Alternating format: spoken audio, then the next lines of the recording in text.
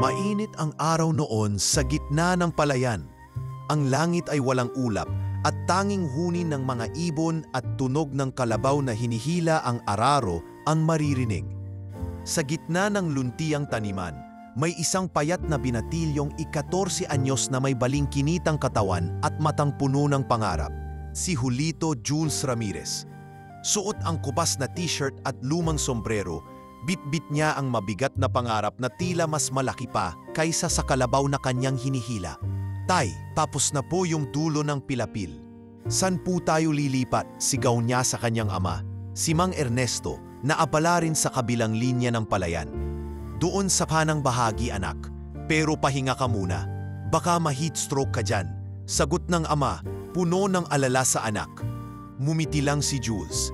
Hindi siya kailanman nagreklamo. Sanay siya sa hirap. Tuwing bakasyon, siya ang katuwang ng ama sa bukid. Tuwing pasukan naman, isa siyang masigasig na estudyante sa baryo. Lagi sa top 3, kahit halos walang kuryente sa bahay upang makapag-aral sa gabi. Hindi rin palagi may pagkain sa hapagkainan nila. Minsan lugaw, minsan tuyo, minsan wala. Ngunit si Jules, hindi kailanman nawalan ng gana sa pag-aral. Hindi dahil gusto niyang maging mayaman, kundi dahil gusto niyang makaahon ang kanilang pamilya mula sa paulit-ulit na siklo ng kahirapan. Habang iniigib ng kalabaw ang araro, palihim siyang tumitingin sa malayo, sa dulo ng mga palayan, kung saan tanaw ang malaking bahay ni Don Amado Soriano, ang pinakamayamang hasyendero sa buong lalawigan. Balang araw, ako naman, bulong niya sa sarili. Hindi para ipagyabang, gusto ko lang maranasan ng pamilya ko ang buhay na hindi na kailangang mangutang tuwing enrollment. Pagdating ng hapon, tumakbo si Jules pauwi. May dalang sako ng gulay at isang notebook. Hindi siya dumiretso ng bahay, bagkus ay tumuloy sa bahay ng kanyang matalik na kaibigan, si Liza Cruz. Mula pa noong grade 1 ay palagi silang magkatabi sa klase. Si Liza ang anak ng barangay midwife, masayahin at palaging naniniwala sa kakayahan ni Jules. Uy Jules, di ka pa papagod? Tumulong ka pa sa bukid, tapos ngayon mag-aaral pa tayo? Tanong ni Liza habang iniabot ang malamig na tubig. Sanay na, kapag mas pagod ako, mas mabilis akong nakakatulog habang nag-aaral. Pabirong sagot ni Jules. Sira ka talaga, tumawa si Liza. Sige na nga, tulungan na kita dito sa math. Bukas may quiz tayo, di ba? Nagpatuloy ang gabi sa simpleng silid na puno ng lumang libro, gasera at isang plastik na lamesa. Doon nila pinagsasaluhan ang aralin at pangarap. Si Liza gustong maging guro. Si Jules pangarap maging isang agricultural engineer, isang propesyon na bihirang marinig sa kanilang lugar. Isang araw, habang nasa paaralan, dumating ang hindi kaayayang bisita, si Franco Salcedo. Anak ng may-ari ng grocery sa bayan, palaging may bagong sapatos at laging nagpapakitang may kaya. Isa rin siyang kaklase nila ni Jules at Liza.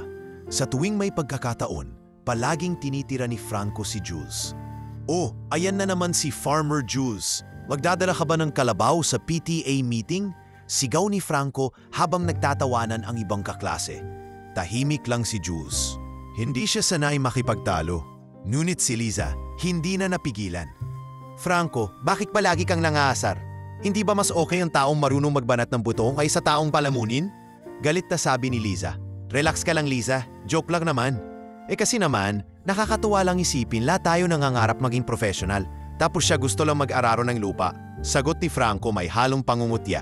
Napabuntong hininga si Jules. Alam niyang walang saysay makipagtalo sa taong tulad ni Franco. Sa halip, pinili niyang manahimik at ituon ang sarili sa pangarap. Kung ano man ang sinasabi nila tungkol sa kanya ngayon, hindi na mahalaga. Ang mahalaga ay hindi siya sumusuko. Araw-araw siyang bumangon upang matuto, magsaka at mangarap. Isang gabi, habang binabalikan ni Jules ang kanyang mga notes sa ilalim ng ilaw ng lampara, narinig niyang nag-uusap ang kanyang mga magulang sa labas. Nay, mukhang hindi na talaga kakayanin. Wala pa tayong pambayad sa enrollment ni Jules. Baka kailangan isanla na talaga ang kalabaw, ani Mang Ernesto. Pero yun na lang ang natitirang puhunan natin, Tay. Paano na ang bukid? Tugon ni Aling Meli. Napaluha si Jules habang nakikinig. Ayaw niyang malaman nilang narinig niya, ngunit mas lumakas pa lalo ang determinasyon sa kanyang dibdib.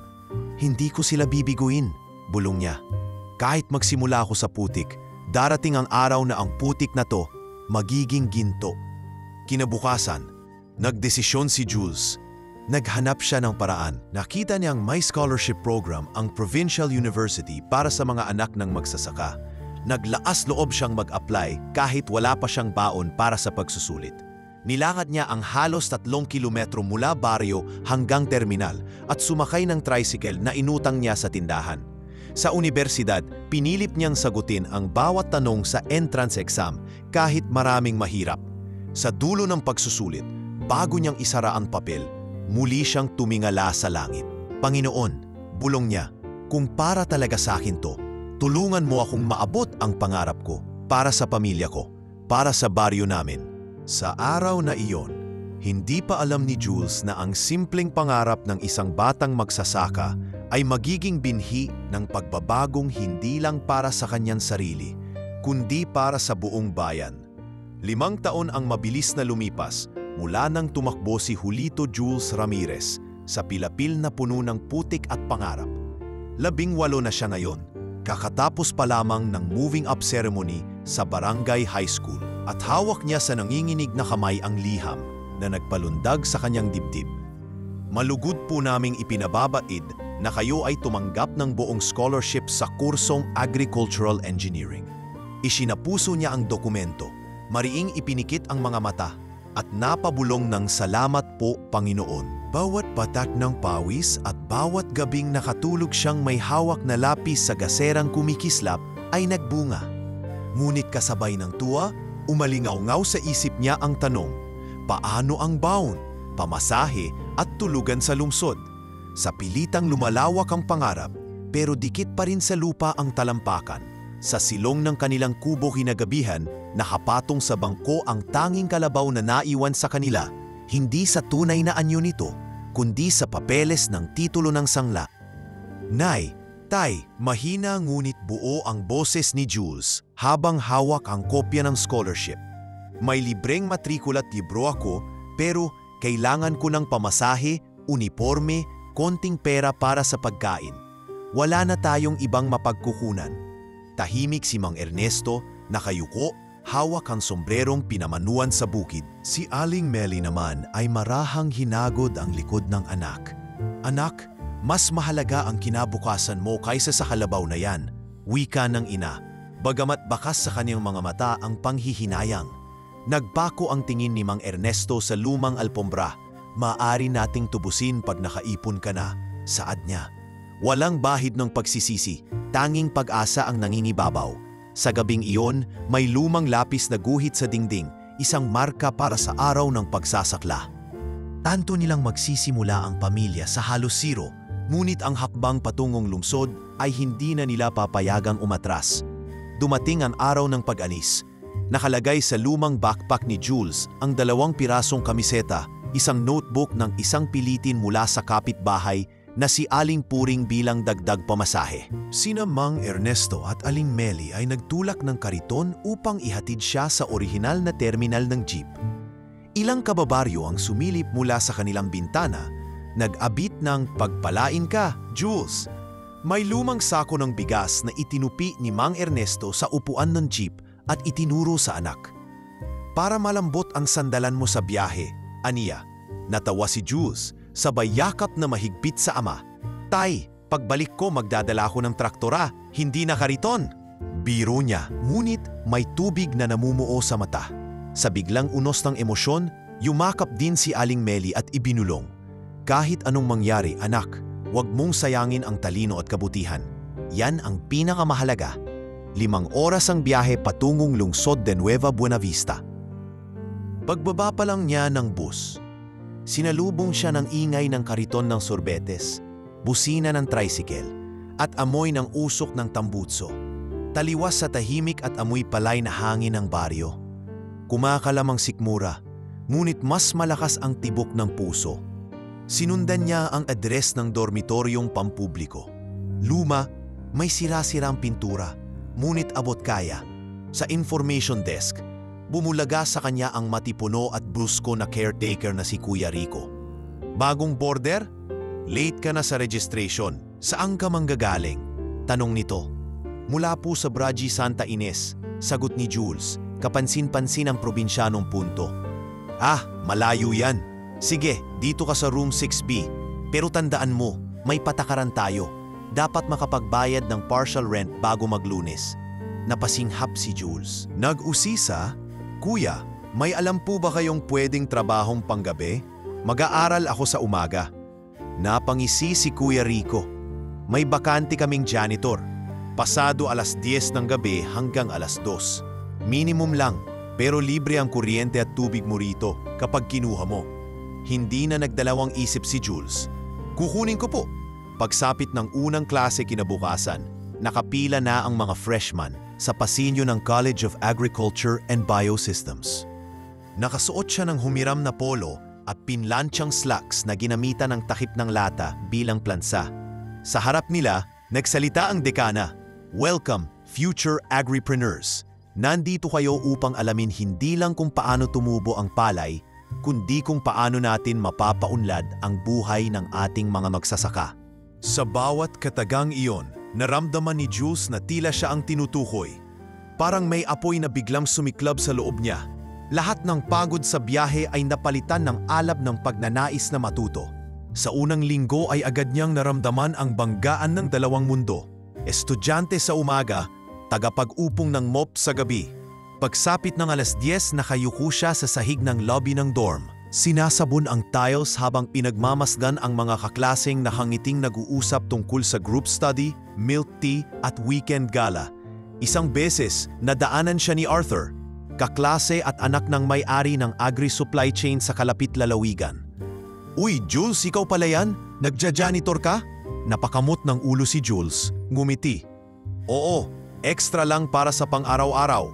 Hindi man lamang itinago ni Arthur ang pagkamangha. Grabe, bro.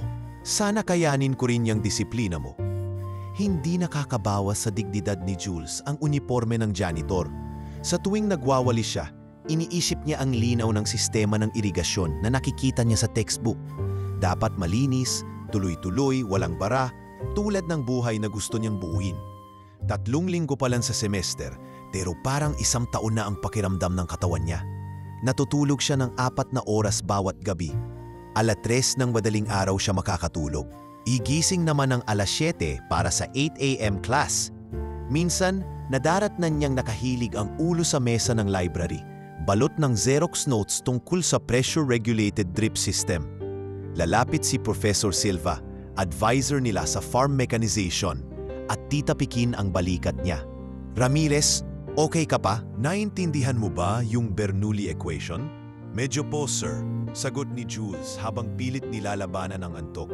Kapag may tanong ka, huwag kang mahihiyang pumunta sa opisina ko. Nakikita kong pursigido ka. Sa likod ng pagod na mga mata ni Julito, kumikislap ang determinasyong ipon ng 5 taon. Dumating ang kanilang unang laboratoryang praktiko. Inatasan silang bumuo ng prototype ng low-cost solar-powered water pump. Karamihan ay nag-ambaga ng pera para sa materyales. Si Jules, inutang ang kalahati ng sahod niyang pang-janitor upang makabili ng murang panel at lumang motor. Bro, di ba delikado yung luma?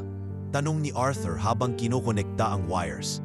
Mas delikado kung hindi tayo susubok. Sagot ni Jules, sabay ngiti.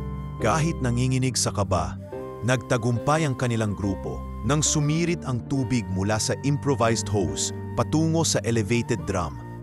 Sigawan sa laboratorio at nagpalakpakan maging si Professor Silva. Ramirez, magandang inobasyon ninyo. Subukan niyong ipresent sa Regional Science Fair, sabi ng propesor. Sa pagkakataong hiyon, parang nabawasan ng alahati ang bigat ng mga gabing puyat dahil may tiyak na bunga ang pagsisikap. Tuwing weekend, sinusulat ni Jules ang sulat kamay na liham para kina Mang Ernesto at Aling Meli. Nay, tay, natuto kami tungkol sa pest scouting gamit ang dilaw na sticky trap. Kapag nagbakasyon ako, ipapakita ko sa inyo para di na masira ng kuhol ang palay. Isinisiksik niya sa sobre ang tig 200 na ipon. Kahit nangangalahapi ang sariling budget, pinipili niyang mag-almusal ng libreng lugaw sa kantina, palaman ay asin at sili. Sa dulo ng bawat liham, hindi nawawala ang linyang iuuwi ko lahat ng kaalaman. Kahit magdaan ng ilang buwan nang hindi siya nakakauwi, nararamdaman ng pamilya ang pag-asenso ng kanyang diwa. Hindi kailanman naging madali ang ruta. Isang gabi ng Disyembre, matapos ang final exam sa soil physics, inalok siya ni Kuya Rico ng dagdag na 2 oras dahil may seminar ang regular na cleaner. Kinanggap niya agad, ngunit bandang 10:30, nahilo siya habang nagkukuskos ng sahig. Bumagsak ang mop at sa loob ng ilang segundo, nagdilim ang paningin. Mabilis siyang sinalo ni Arthur na dumaan para manghiram sana ng extension cord. "Bro, kailangan mong kumain." "Di pwedeng kape lang," sabi nito habang isinusugod siya sa klinik ng dorm. Sa pailaw na fluoresente, pinayuhan siya ng nurse. "Ramirez, kung gusto mong makatapos, kailangan mo ring alagaan ang katawan mo." Naglahad si Arthur ng planong mag-share sila sa pagkain. Siya raw ang sagot sa bigas. Si Jules naman sa ulam na gulay mula sa agronomy garden. Sa simpleng kasunduang iyon, natutong lumambot ang puso ni Jules. Hindi lahat ng may kaya ay mayabang, at hindi lahat ng tulong ay kapalit ng utang na loob na walang hanggan. Pagsapit ng bakasyon sa Tag-Araw, kinuha ni Professor Silva si Jules bilang undergraduate assistant sa research project tungkol sa climate-smart rice varieties. May maliit na allowance, libreng dorm, at access sa laboratory.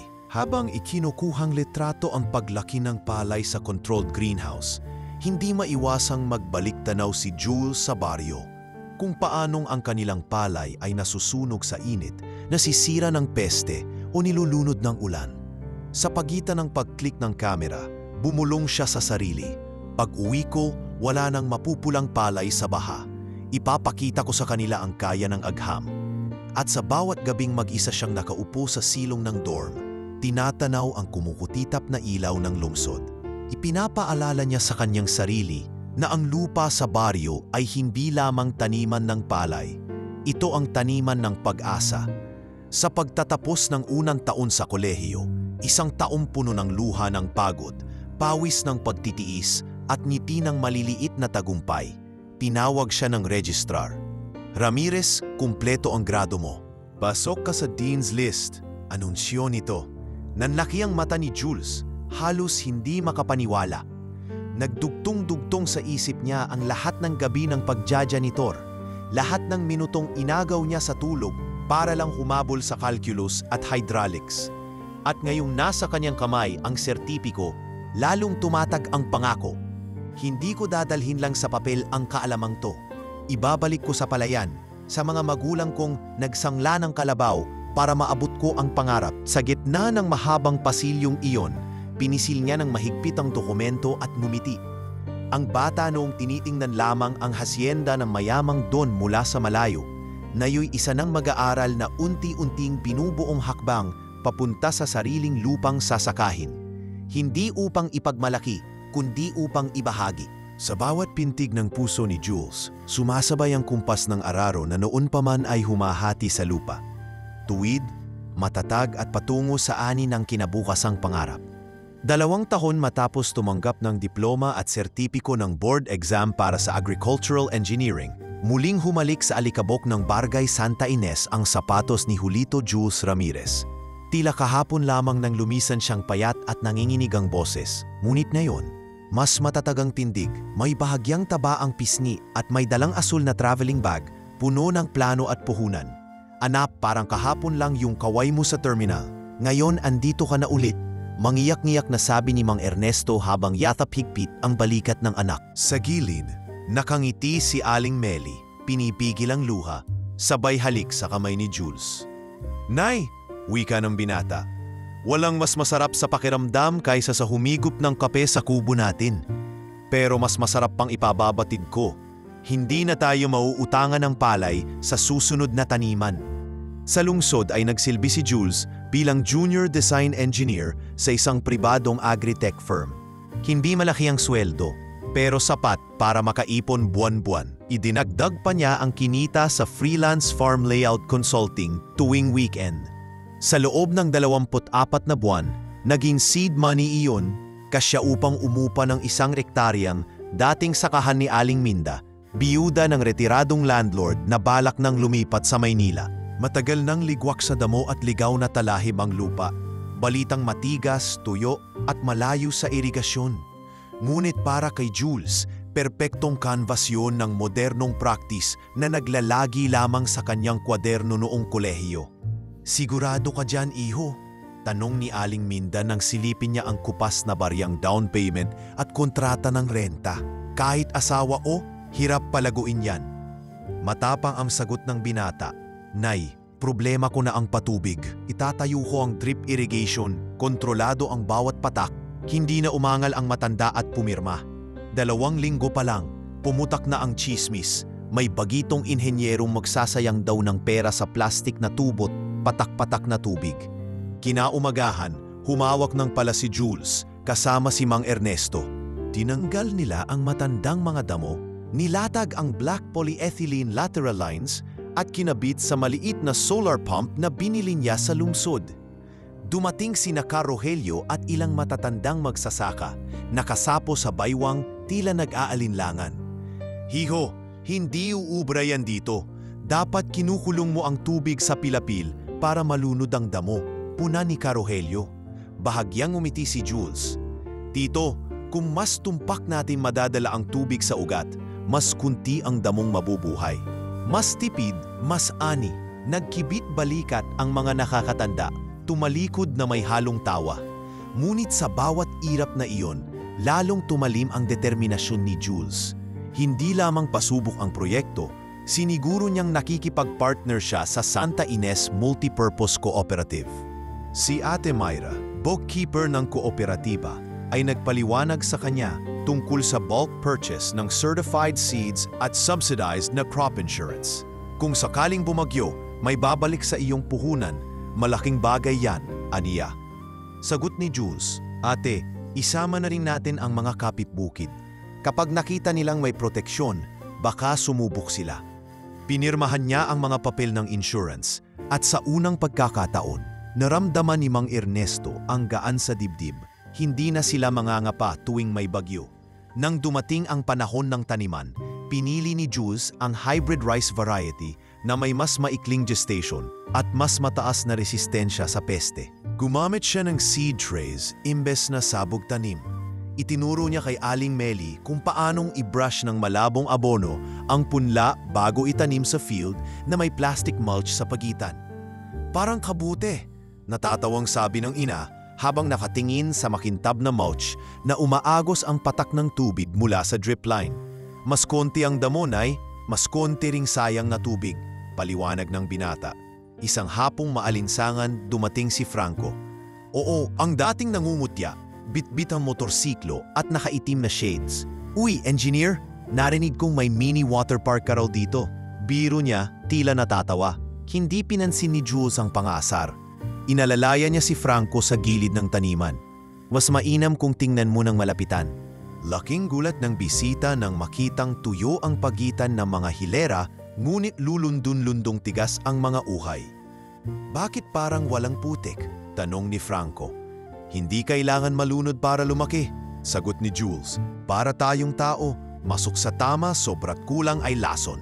Hindi nagkomento si Franco, ngunit bakas ang pagtataka sa kaniyang mukha habang sumasakay muli sa motorsiklo. Lumipas ang 3 buwan. Ang birong water park ay naging tanawing ginto dahil kulay kapet dilaw ang mga mabibigat na butil. Sa bisperas ng anihan, bimisita sila ni Ate Myra upang sukatin ang moisture content. "Grabe, Jules," wika niya. "Triple sa karaniwan ang kilos bawat ektarya kung tama ang bilang ko." Napaupo si Mang Ernesto sa lawanit na silya, halos mapaiyak. Sa unang beses, hindi pagsuko kundi pasasalamat ang luha sa kanyang mata. Dumating ang 6 na barangay na mamimitas na may bit-bit na karit. Hinila ni Jules ang throttle ng mini combine harvester na inarkila niya mula sa ooperatiba. Sambaot sa gulat ang mga kapitbukid habang dumadausdos ang makina sa hilera. Sa loob lamang ng 2 oras, puno ang ginawang solar dryer. Nung araw, 2 araw tayong nakayuko rito, bulalas ni Mang Ernesto. Ngayon, parang dumaan lang ang hangin. Nang maipasok na sa sako ang unang batch, itinabi agad ni Jules ang tinitingalang kwentas ng ama. Tay, ito na ang pambayad sa dating pautang kay Aling Puring at sa sangla ng kalabaw. Bukas pupunta tayo sa bayan. Tutubusin natin. Sumalampak sa upuan si Mang Ernesto, tumingala at sinabing, "Akala ko pangarap lang yan, anak. Salamat sa Diyos at sa talino mong di mo sinayang." Makalipas ang isang linggo, puno ng dami ang bakuran ng kanilang kubo. Maraming sako ng palay ang ilang balde ng ipon. Nafarating din ang balita sa paaralan ng baryo kung saan naglilingkod si Ma'am Liza Cruz, ngayoy profesional na guro sa grade 3. Pagpasok niya sa bakuran, dala ang bag na may mga kayola at lesson plan. Sinalubong siya ni Jules na nakabota pa galing sa gikan. "Liza," tawag niya, bakas ang tuwa. "Hindi ako makapaniwalang ikaw talaga yan," sagot ng dalaga, nakatitig sa mas malalim na matang may kumpiyansa. Napangiti si Jules, bahagyang naggamot ng batok. "Sinunod ko yung pangako kong iuuwi ang kaalaman. Heto, unang ani." Hindi nagdalawang isip si Liza. Niyakap niya si Jules sa harap ng lawya at mga sisiw na nagtatakbuhan. "Alam kong magtatagumpay ka," bulong niya. Sa gabi ng pista ng barangay, ipinahain ni Aling Meli ang putahing pinipian gamit ang bagong giniling na bigas galing sa ani. Sabay-sabay silang kumain sa mahabang mesang kahoy, sina Liza, Pamilyang Cruz at ilang trabahador na tumulong sa ani. Sa ilalim ng ilaw ng bumbilyang LED, produktong solar kit na binili ni Jules. Nagkumustahan ang lahat. "Jules, anong balak mo sa susunod?" tanong ni Kahorelio na ngayoy tila humanga. "Palalaguin ko muna tong ektarya na to. Kapag naabawi-bawi pa, baka magdagdag ng gulay o tilapia," sagot ni Jules, kalmado pero buo. "At kung papalarin, gusto kong makapag-workshop dito para sa mga kabataang magsasaka." Habang nagliligpit ng plato si Liza, tumingin siya kay Jules at mahina pero klaro ang tinig. "Tama bang ipagpatuloy natin yung pangarap nating dalawa? Yung balang araw ay magkasamang magtuturo, ako sa klase, ikaw sa bukid?" Hindi sumagot agad si Jules. Sa halip kinuha niya ang baso, sumalok ng tubig mula sa tap ng drip at iniabot kay Liza. Kung paanong bawat patak ay pauloy na nagbibigay buhay, ganun din yata pag-ibig. Hindi minamadali pero tiyak ang daloy. Namula si Liza ngunit hindi umatras sa titig. Inilapit niya ang baso sa labi, uminom at numiti. Kung ganon, kayang-kaya nating hatulan ng pag-asa ang lupa at puso. Sa huling pagitan ng gabi at bukang liwayway, naupo si Jules sa gilid ng bunkhouse na ipinagawa niya para sa mga trabahador. Tumingala siya sa langit na pinupuntirya ng bituin. Sa ilalim ng di kalayuang anino ng mansyon ni Don Amado, hindi na siya natatakot. Sa kanyang kamay ay hawak ang maliit na ledger, kita, gastos at malaking salitang nakasulat sa dulo. Katuparan. Ngayong natubos na ang kalabaw, nabayaran ng utang at may labis pang puhunan para sa susunod na tanim, alam niyang ang 1 hektaryang iyon ay simula pa lamang. Ngunit higit sa lahat ng bilang, may hindi nakalistang yaman, ang pagtitibay ng puso, pagtitiwala sa sarili, at pagbabalik ng isang lumang pagkakaibigan na patungo na sa mas malalim na araro ng tadhana. Sa unang pagkakataon, natulog si Jules nang walang inaalalang pautang. At sa bawat patak ng drip line na marahang pumupuslit sa lilim, tila naririnig niya ang pabulong na paalala ng lupa. "Salamat sa pagbabalik, anak." Hindi pa man tapos ang ikalawang anihan ni Jules. Naramdaman na niya ang mabigat na paghamon na tila kasunod ng bawat tagumpay. 1 linggo pa lang mula nang mapuno muli ang solar dryer ng palay, ay biglang pumatak ang walang tigil na ulan. Habang nasa kalagitnaan ng pag-ani, dumating ang balita mula sa radyo. Isang bagyong may codename na Miguel ang paparating at inaasahang magdadala ng malalakas na pag-ulan at pagbaha sa buing lalawigan. "Anak, baka dapat ipasok na natin sa loob yung mga sako," mungkahi ni Aling Meli habang nakasilid sa bintana, hawak ang lumang tabo. "Umuna," sagot ni Jules, "isinilong na po namin lahat sa bodega. Pero ang tanim na gulay at tilapia, wala na tayong magagawa kundi magdasal." Inayos ni Jules ang makapal na sombrero, naglakad patungo sa dike upang silipin ang water level. Sa tabi niya, sumunod si Mang Ernesto, may hawak na flashlight. Baka kailangan na nating alisin yung net sa palaisdaan, payo ng matanda. Sayang ang fingerlings, tugon ni Jules. Ngunit bakas sa mukha ang tanggap na ang ilan sa mga proyekto ay handog sa panahon. Minsan tinatanggap, minsan kinukuha. Kinabukasan, lumubog sa tubig ang bahagi ng gulayan at kalahati ng palaisdaan. Sa ilalim ng mapuputik na ulap, tanaw ni Jules ang paglutang ng ilang tilapia sa baha at ang mga maliliit na bunga ng talong at kamatis na wala ng tangkay. Taimtim siyang naupo sa gilid ng pilapil, nakapikit habang ang mga trabahador ay abalang nagliligtas ng maaaring maisalba. Kailangan kong humugot ng plano. Hindi ako pwedeng lamunin ng panghihinayang. Bulong niya.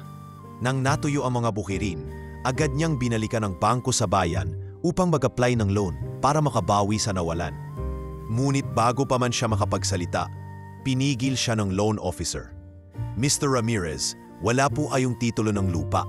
Sa renta lang kayo umaasa. Kahit may income, wala po kaming basahang kolateral. Napalunok si Jules, napakamot sa batok. May cash flow po ako. May record po ang kooperatiba. Pasensya na po talaga, sagot ng opisina. Sabay abot ng card ng microfinance. Hindi siya tumigil. Sa halip, nagtungo siya sa tanggapan ng NGO na Bukid at Buhay Foundation, na kilala sa pagtulong sa mga batang magsasaka.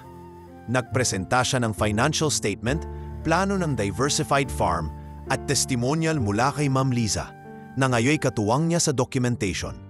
Gusto ko pong i-diversify para kahit bumagyo ulit, may bahagi ng sakahan na hindi masasayang. May plano po akong magtayo ng aquaponic system at dagdagan ng layer hens para sa itlog. Pumango ang field coordinator. Nakakatuwa ang disiplina mo, Jules. Ikaw ang isa sa pinakamalinaw magplano sa lahat ng aplikante ngayong quarter. Maari kang makakuha ng microloan na 150,000.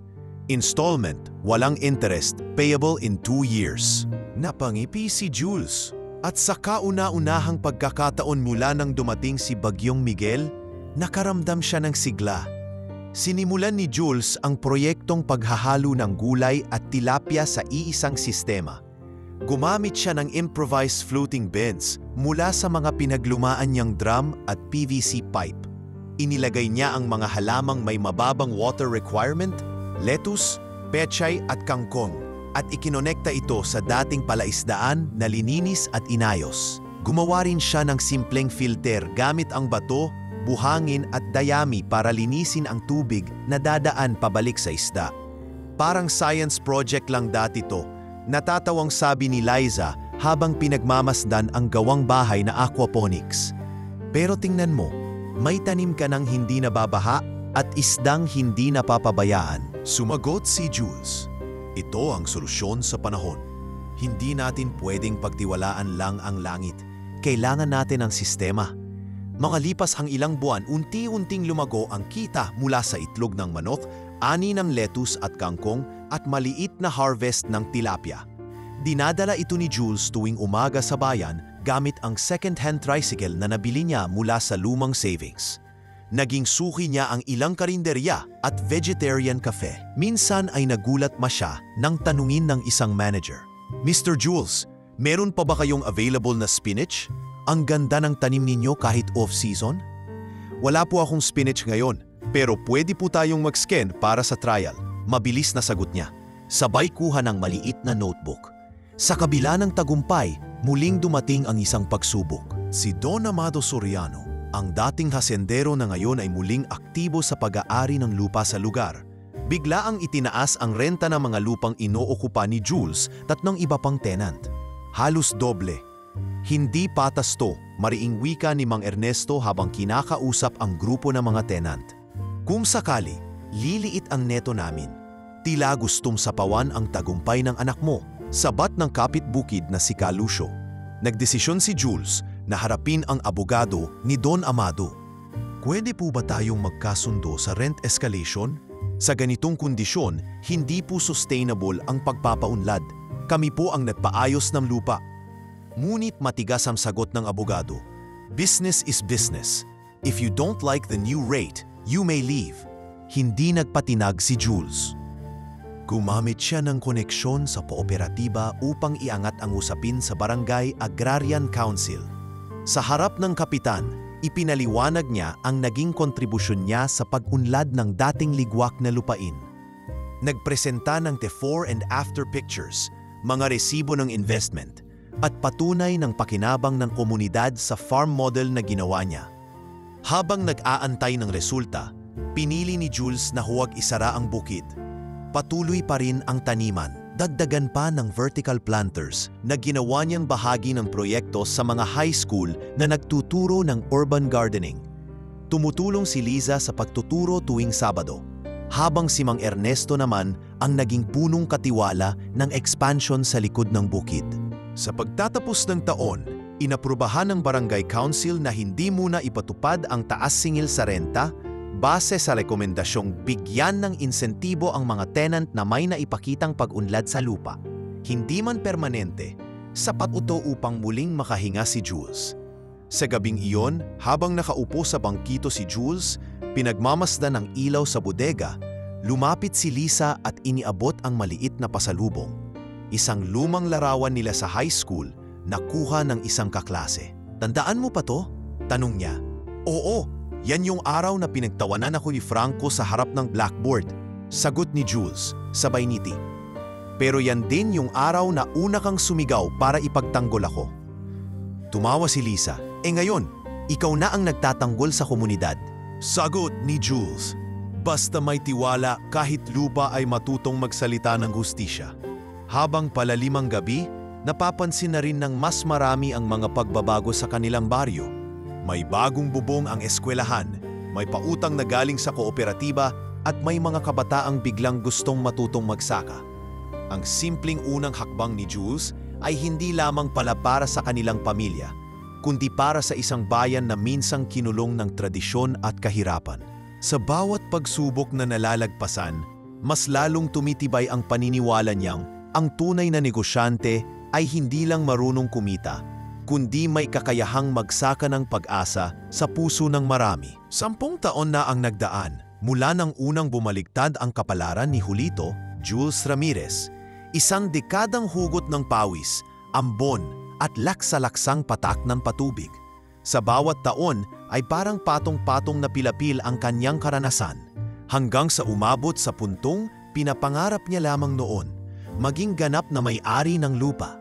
Nang sumapit ang tagsibol ng ika-10 anihan, tinawagan siya ni Aling Minda, ang biyuda ni Lolong landlord na minsang nagpapaupa sa kanya ng iisang ektarya. "Jules, iho," garalgal na sabi ng matanda sa telepono. "Gustuhin ko mang pangalagaan pa yang lupain. Mabilis nang nanghihina ang tuhod ko.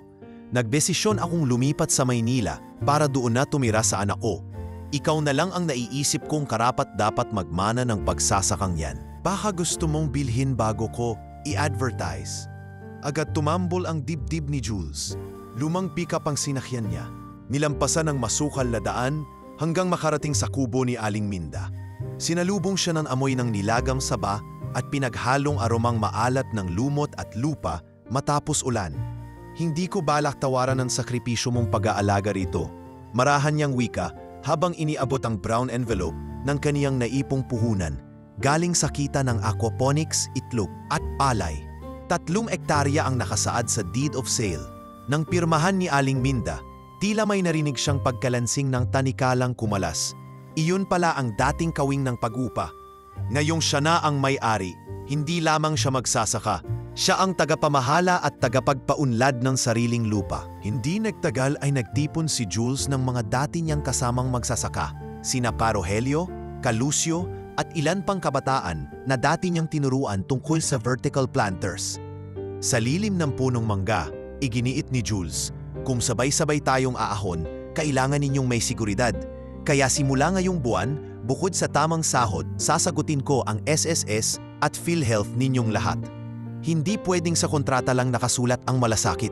Marami ang napanganga. Hindi pa uso sa maliit na baryo ang benepisyong ganon. Sigurado ka, Jules? Baka mabigat yan," tanong ni Calucio na bagaman tuwang-tuwa ay nag-aalala. "Kung dumami ang ani dahil sa husay nyo, mapapagaan din ang bigat." "Tingnan na lang natin," sagot ni Jules, tapik sa balikat nito. Pinagbuklod niya ang bagong pag-aari at ang dating inuupahang lupa. Kalahati pinanatili sa hybrid rice, ngunit ang iba'y ginawang demonstrasyon ng organikong teknolohiya. Inipon niya ang dumi ng manok mula sa maliit na poultry at hinahalo sa dinurog na dayami na iniipon pagkatapos ng bawat kuntingan. Ginawa niya itong compost heap na binabaliktad tuwing 3 linggo upang mapabilis ang pagkatunaw. Mura ang gastos dahil sariling resources lang ang puhunan. Mataas ang ani sapagkat sapat ang nutrisyon. Iniiwasan pa ang pesticide runoff. Para tayong nagluluto ng adobo, may timpla, may oras, pero hindi dapat minamadali. Natatawang paliwanag niya kay Liza na tuwing hapon ay dumaraan upang magdala ng turon sa mga trabahador. Lumaki ang interes ng probinsya sa malamodelo nilang bukid.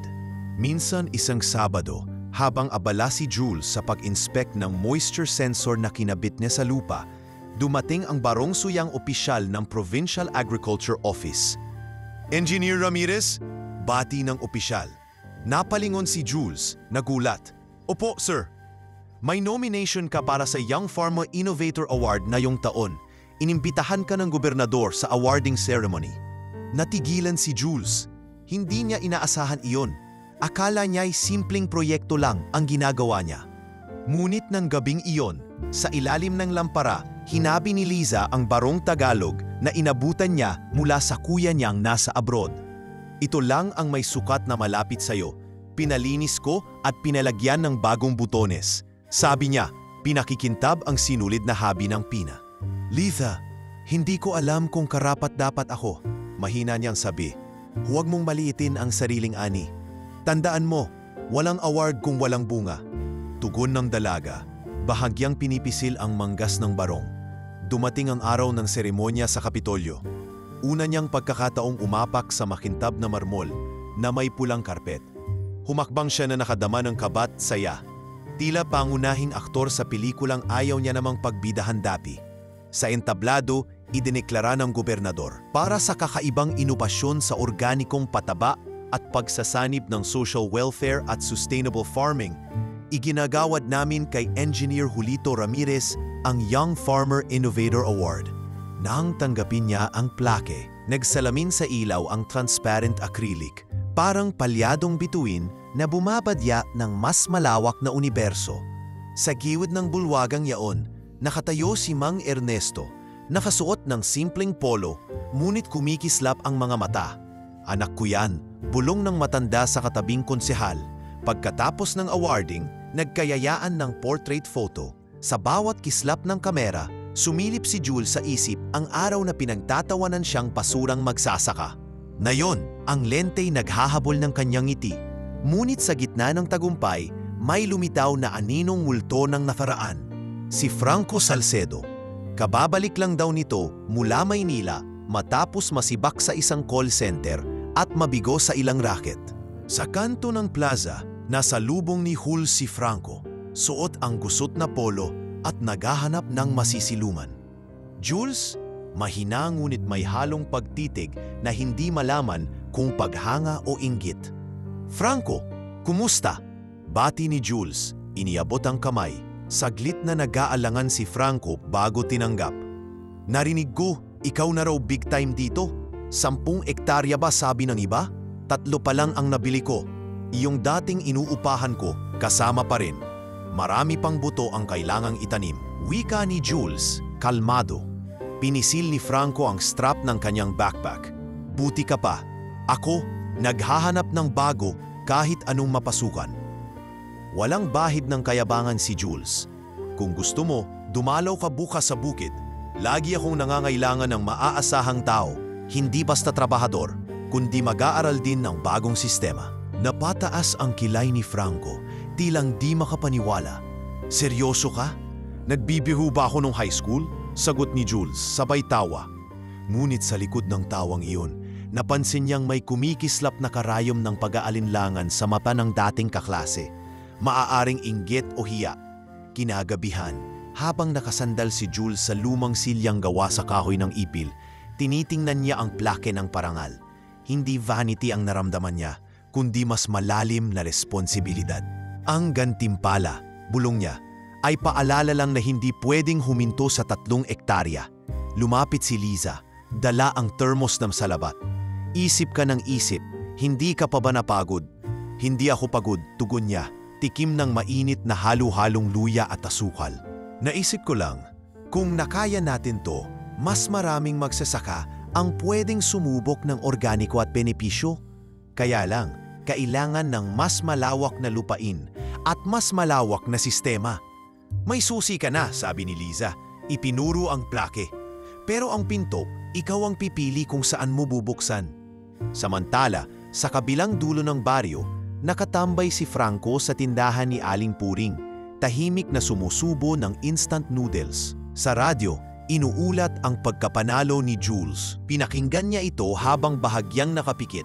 Halos hindi malinaw kung nagsisisi ba siya sa pangungutya noon o nag-uunat lang ng bagong balak. Ngunit isang bagay ang tiyak.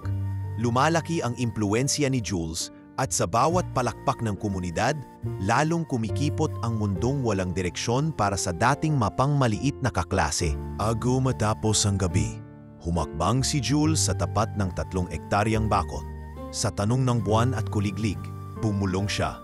Hindi sapat na marunong akong mag-araro. Kailangan kong magtanim ng kultura. Kulturang patas ang pasahod at may dignidad ang magbubukid. Hinawakan niya ang lupa, basa, malambot at handang magsilang muli. Habang nasa palad niya ang mga butil ng dayamit muta ng pataba, wari nag-aanyaya ang lupa. Ihanda mo ang mas malawak na plano. At doon, sa katahimikan ng bukid na tanging saka-lamlam ng alitaptap ang liwanag, gumuhit sa isip niya ang susunod na hakbang. Paano gawing batayan ng buong distrito ang modelong kanyang sinumulan?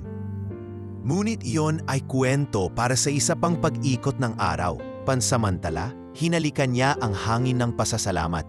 Itinanghal sa isip ang mga taong nagsumikap kasama niya at muling nagpasiyang bukas sa unang sikat ng araw. Sisimulan na naman niya ang siklo. Araro, tanim, ani at higit sa lahat, pag-asa. 3 buwang matapos tanggapin ni Jules ang parangal bilang Young Farmer Innovator. Muling dumagsa ang ulan, hindi na mula sa langit, kundi sa papeles at proposal na sunod-sunod na dumarating sa kanyang inbox. Dumami ang gustong makipag-collaborate sa kanya. Agri-students, private consultants, NGOs at maging mga investors na dating walang pakialam sa lupa.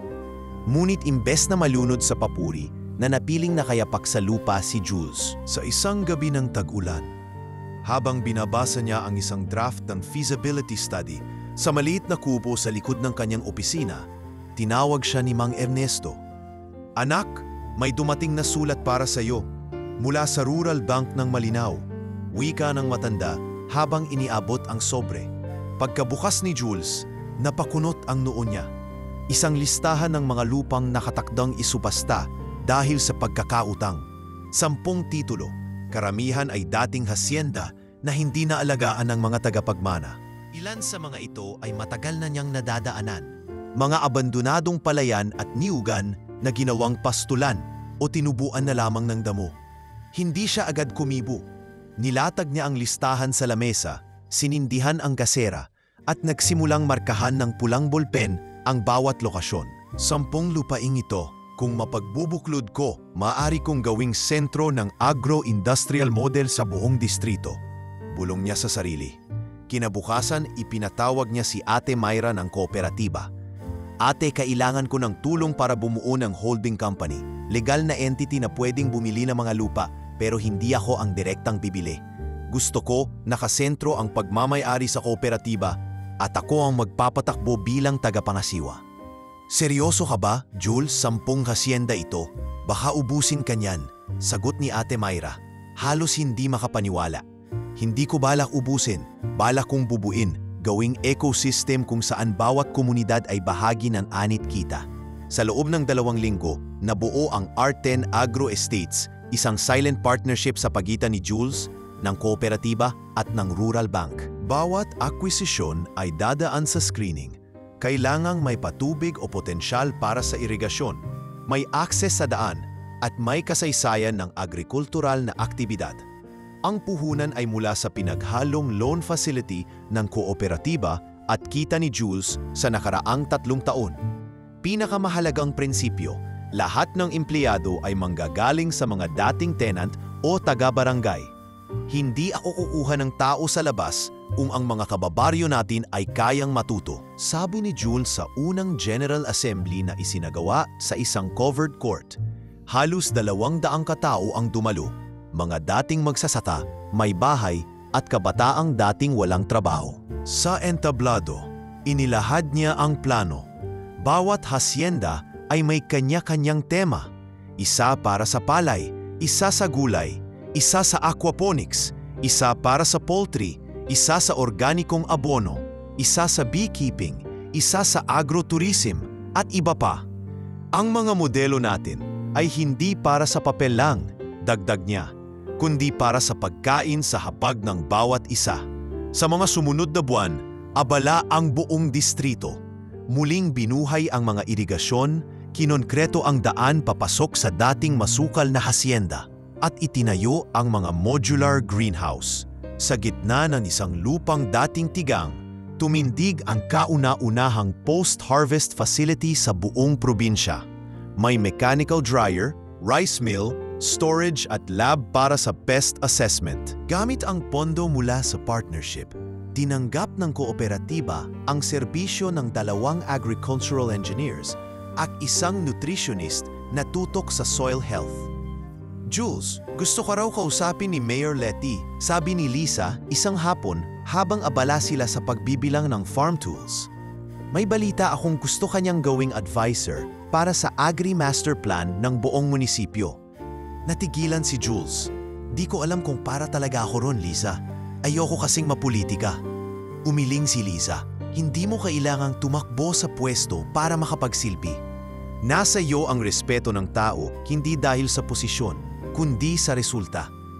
Napatingin si Jules sa kanyang mga kamay, basa ng pawis at putik, sabay ngiti. Kung may mapagtitiwala ang buhangin, baka dapat ay ang mga dumaan sa putik. Sa kabila ng lumalawak na operasyon, nanatiling nakalilihim sa publiko na si Jules ang may-ari ng R10 Agro Estates. Sa bawat meeting, siya ay itinuturing lamang na project lead. Mas gusto niya iyon upang manatiling simple ang buhay at maiwasan ang pansin na hindi niya hinahangad. Kahit pa ang ilang kontraktor ay nagtatanong kung sino ba talaga ang nasa likod ng proyektong sumasakop na ng higit 100 hektarya. Hindi kailanman lumutang ang pangalan niya sa opisyal na papeles maliban bilang tagapangasiwa. Hindi kailangan ng pangalan ko para umikot ang gilingan. Wika niya kay Ate Myra habang sabay nilang inaayos ang resibo ng monthly wage ng 86 na manggagawa. Basta may kinikita sila, nakakapag-aral ang mga anak nila at may pagkain sa mesa, sapat na ang papel ko. Isang hapon, habang binabaybay niya ang makinis na kalsada sa gitna ng isa sa mga bagong hasyenda gamit ang kanyang lumang pickup, tumigil siya upang silipin ang grupo ng kabataang tinuturuan ng pest control. Tumango si Carohelio, ngayoy senior field trainer. Ang bilis ng pangyayari, Jules. Akalain mong dati 1 hektarya lang, parang lungsod na ang bawat bukid mo. Hindi ito akin ka, sagot ni Jules. Pinagkatiwala lang sa atin ng panahon. Tayo ang magsisiguro na hindi ito mauwi sa luma. Yung lupa'y para sa ilan at gutom ang karamihan. Habang papalubog ang araw, sinundan siya ng tanaw ng mga bata, bit-bit ang sprayer at notebooks. Sa malayo, unti-unting lumilitaw ang mga bagong silid-aralan sa gilid ng hasyenda. Hudyat ng panibagong plano, integrasyon ng agri-education sa mga high school. Ngunit iyon ay isa na namang kabanata. Sa ngayon, sapat nang ipikit ni Jules ang mga mata at huminga sa hangin ng tagumpay. Hindi tagumpay na para sa sarili, kundi tagumpay na itinanim, diniligan at pinagyabong ng buong komunidad. At sa bawat patak ng patubig, sa bawat sirit ng makinarya, at bawat tanim na umaabot sa sikat ng araw, alam niyang natutupad ang isang pangarap na hindi lamang kanya, kundi pangkabuuan. Isang bansang hindi lang umaasa sa ani, kundi marunong ding magtanim ng kinabukasan.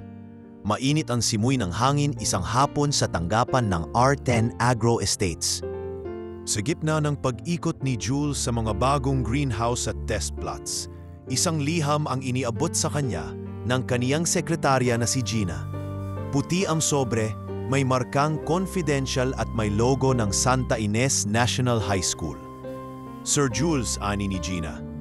Galing daw po sa Alumni Association. Baka imbitasyon. Tahimik na binuksan ni Jules ang sobre habang papunta siya sa shade house. Nang mabasa ang laman, saglit siyang napahinto.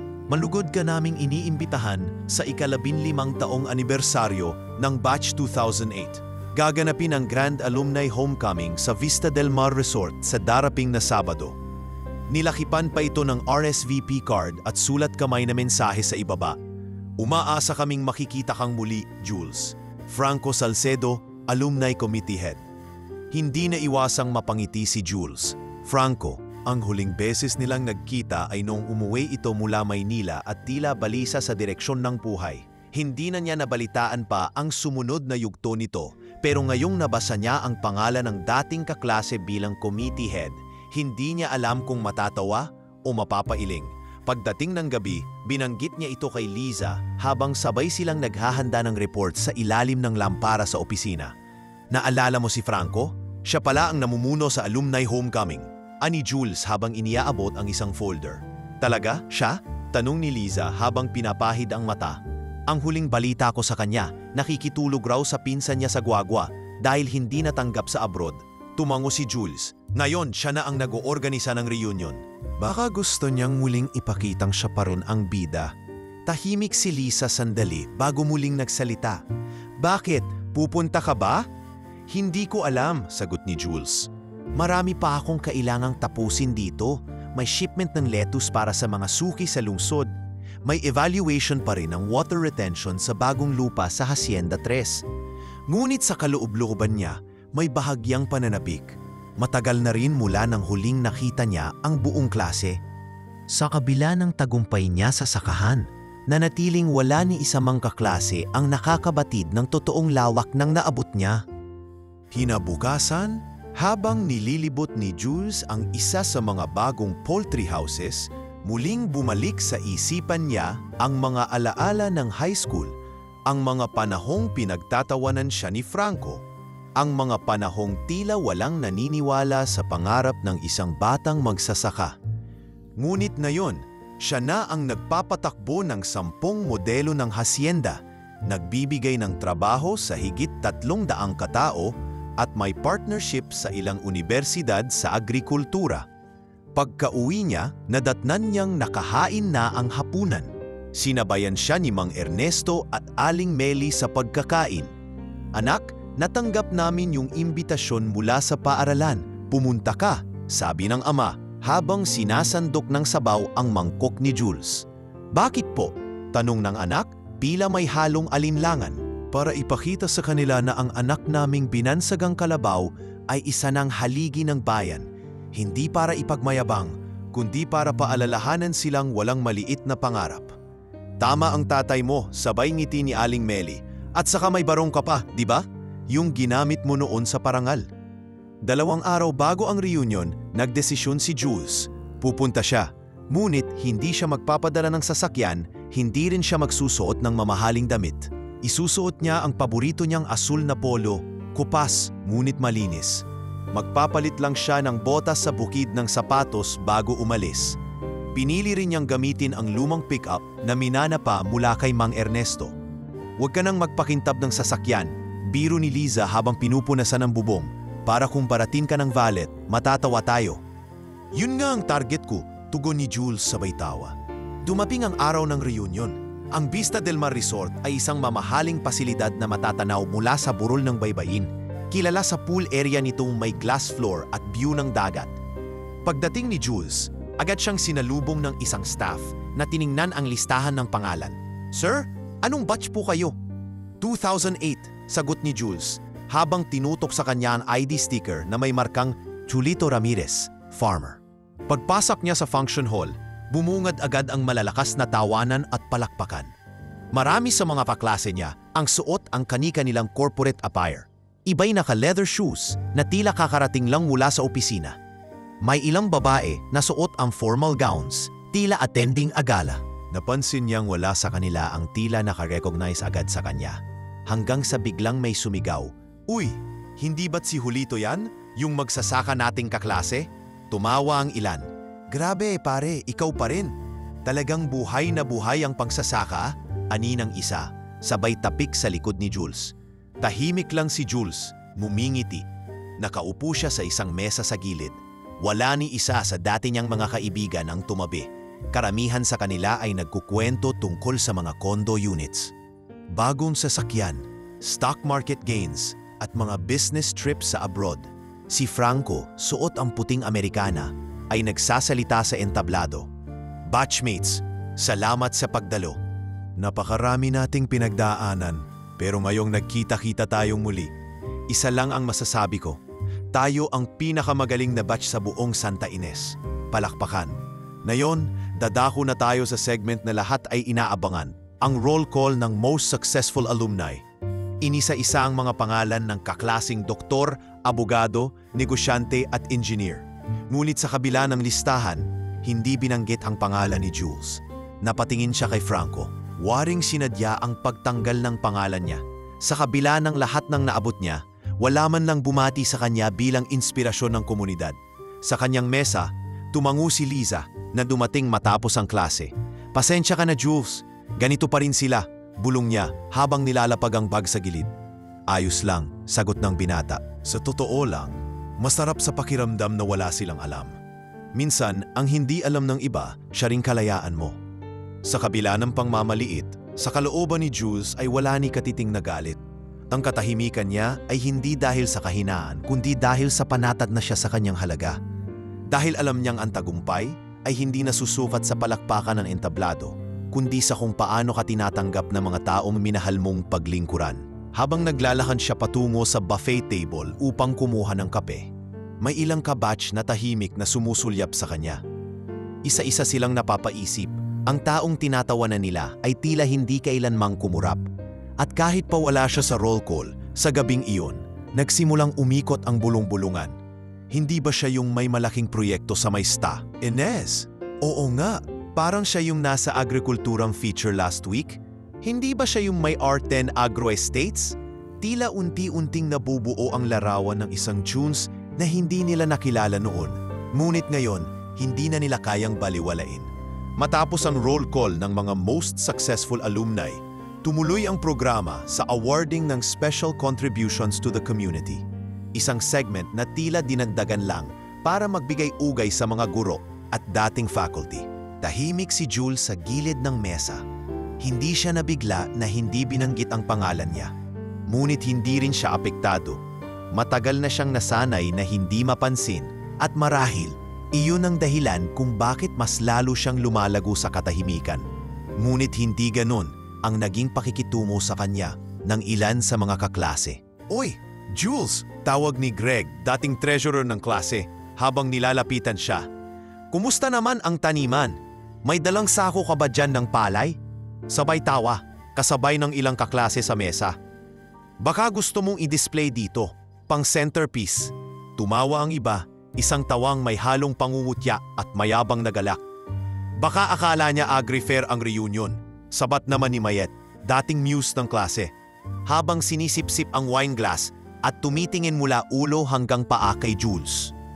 Ngunit nanatiling kalmado si Jules. Ang centerpiece ng bawat mesa ay dapat pagkaing sumustento sa ating lahat simula pagkabata, mahinahon niyang sagot. At kung palay man yan, abay dapat niyong igalang. Napatahimik ang ilan. Ngunit bago pa man magkaroon ng mas malalim na palitan ng pananaw, sumingit si Franco, suot ang puting coat at dala ang wireless mic. Lumapit siya sa mesa kung saan nakaupo si Jules at Liza. Aba, kung hindi si Jules Ramirez, the legend of the farm fields, ani ni Franco habang tumatawa. "Kamusta na pare? Buhay pa ba ang kalabaw mo?" Hagalpakan ng tawa ang ilan. "Alam mo ba," patuloy ni Franco, "kami dito, lahat may corporate cards na. Mga title na Vice President, Senior Analyst, CEO. Ikaw, ano na nga ba ang posisyon mo ngayon?" Chief Harvester? Tila naghihintay ng pagsabog ng galit, nakatitig si Franco sa kanya. Ngunit numiti lang si Jules. Kung ang Chief Harvester ay taong naghahanap ng bunga mula sa tamang pagtatanim, abay masaya akong maging ganon. Sagot niya, hindi itinatanggi ang sarili. Ang tanong, Franco, ilan sa inyo ang tunay na nagtanim para sa bayan, hindi lang para sa sarili? Nagiba ang mukha ni Franco. Saglit siyang natahimik, bago ngumisi muli, ngunit halatang pilit. Relax bro, joke lang naman yun. Lighten up. Napailing si Liza habang hawak ang kape. Franco, hindi lahat ng nakangiti sa joke mo ay masaya. Minsan ang tawa nila ay takot lang na matawag mong KJ. Sumunod ang musical intermission at muling tumayo si Franco upang magsalita sa stage. Sa kanyang pagbati, muli nitong binigyang diin ang corporate excellence at global leadership ng batch nila. Halos paulit-ulit na binabanggit ang sarili sa halos lahat ng kwento, tila sinasadyang ipagyabang ang naabot. Wala siyang binanggit tungkol sa agrikultura o sinumang nagtagumpay sa alternatibong larangan. Habang nagsasalita si Franco, inikot ng mga waiter ang wine at dessert. Iniabot ng waiter kay Jules ang isang plate ng leche flan. "Sir, may gustong magpadala nito sa inyo," wika ng waiter. "Sino?" tanong ni Jules. "Yung nasa sulok, may hawak na kamera." Isa raw siyang local journalist. Narinig na yung pangalan nyo sa radyo dati. Napalingon si Jules. Isang matabang lalaki, may hawak na DSLR camera ang kumaway sa kanya. Lumapit ito makalipas ang ilang minuto. "Sir Jules, ako po si Elvin. Nagko-cover po ako ng mga outstanding rural initiatives. Narinig po sa mayor nyo yung tungkol sa R10 Agro Estates. Pwede ko po ba kayong ma-interview after nitong event?" Hindi agad nakasagot si Jules. Bagamat wala siyang balak magpabida sa reunion, hindi niya rin sinasayang ang pagkakataong maipaliwanag ang advokasya. "Sige po," may niyang sagot. Ngunit hindi ito nakatakas kay Franco na agad lumapit at nakipagkamay kay Elvin. "Ay sir, baka gusto niyo akong ma-feature rin. Ako ang lead ng alumni committee at head of global sales ng Celeron Pharmaceuticals." Pagmamalaki ni Franco. Napakagat ng labi si Elvin. Opo, noted po," sagot nito. Ngunit halatang interesado sa direksyon ni Jules. Makalipas ang ilang minuto, muling naupo si Jules sa kanyang mesa. Tahimik pa rin siya pero halatang nabibigyan na ng pansin ng iba. May ilang kaklase ang palihim na nagtatanong kay Liza kung ano ba talaga ang ginagawa ngayon ni Jules. Hindi sumasagot si Liza ng diretsyo. "Tanungin niyo siya mismo. Wala sa akin ang kwento," sagot niya, may haling pagtatanggol. Pagbalik ni Franco sa stage, sinimulan na nito ang Alumni Games. Isa sa mga unang laro ay ang Who's Who, kung saan ipinapakita ang lumang yearbook photo at huhulaan ng audience kung nasaan na ngayon ang taong iyon. Nang lumabas ang larawan ni Jules, nagtawanan ang ilan. "Ayan na si Farmer Boy," sigaw ng isa. "Ano na kaya ang trabaho niya?" tanong ni Franco na unwaring nag-iisip. Baka nagbebenta ng abono sa palengke." Tawanan. "O baka may delivery service ng talbos." Ngunit bago pa niya maituloy, tumayo si Ma'am Letty, dating guro sa Values Education, ngayon ay mayor ng Santa Ines. "Tama na yan," mariin niyang sabi. "Hindi biro ang trabaho ng mga nagtatanim ng pagkain natin. Kung hindi sa kanila, wala tayong kinakain, kahit gaano pa karami ang sweldo mo. At sa inyong lahat, kung hindi nyo pa alam, si Jules Ramirez ang nag-donate ng bagong seed laboratory sa ating bayan sa ilalim ng R10 Agro Estates. Siya ang humihimok sa kabataang magsaka. Kaya bago pa kayo mang-insulto, isipin nyo muna kung saan galing ang kanin sa plato nyo." Tumahimik ang buong hall. Napahinto si Franco, namutla. Lumingon siya kay Jules na hindi nakatingin sa kanya, kundi sa kape sa kanyang harapan. Si Jules ay hindi nagtangkang tumayo, hindi ring nagsalita. Hindi niya kailangan ng mic para marinig. Ang dignidad niya ay naroon na, nasa bawat patak ng pawis, bawat tuyong palay, at bawat trabahador na nabigyan niya ng kabuhayan. Isa-isang napayuko ang mga kaklase. Ang nadbiro ay natahimik. Ang ilan ay lumapit kay Jules upang kamayan siya. "Pasensya ka na sa mga biro kanina, Jules," sabi ng isang babae, si Trixie, dating cheerleader. "Hindi namin alam." "Walang problema," sagot ni Jules. Madalas kasi, kapag hindi flashy ang tagumpay ng isang tao, hindi agad ito nakikita. Pero ikaw, Jules, sabat ni Arthur, iba ang tahimik mo. Malakas palang pakinggan kapag di ka na sumisigaw. Pag-uwi ng gabing iyon, hindi sa pickup sumakay si Jules. Naglakad muna siya sa tabing dagat ng Vista del Mar. Kasama si Liza, marahang binaybay ang buhangin. Gusto kong sabihin na proud ako sa iyo, Jules. Ani Liza. Pero baka sabihing bias ako. Salamat, pero hindi ko kailangan ng validation. Nandito lang ako kasi gusto kong makita ang mundo na minsan ay hindi naniwala sa tulad ko. Sagot niya. At sa gabing ito, kahit papaano, naramdaman kong hindi ko na kailangang magsalita para marinig. Tahimik silang naglakad, habang sa likuran nila ay dahan-dahang nauupos ang ilaw ng reunion hall. Kasabay ng pagguho ng lumang imahe ng isang Jules na dating pinagtatawanan, ngunit nayo'y naging simbolo ng tagumpay na hindi kayang sukatin ng pamagat o posisyon. Sa gabing iyon, wala sa plake ang tunay na parangal. Ang tunay na karangalan ay nasa mata ng bawat taong dati tumingin sa kanya ng mababa at ngayoy yumuko, hindi sa kahihiyan kundi sa paggalang. Isang linggo ang lumipas mula sa gabing iyon sa Vista del Mar, ngunit ang mga usap-usapan tungkol sa magsasakang hindi pala basta magsasaka ay patuloy na kumakalat sa buong Santa Ines at mga karatig bayan. Nag-viral ang ilang litrato ni Jules habang tahimik na nakaupo sa alumni reunion.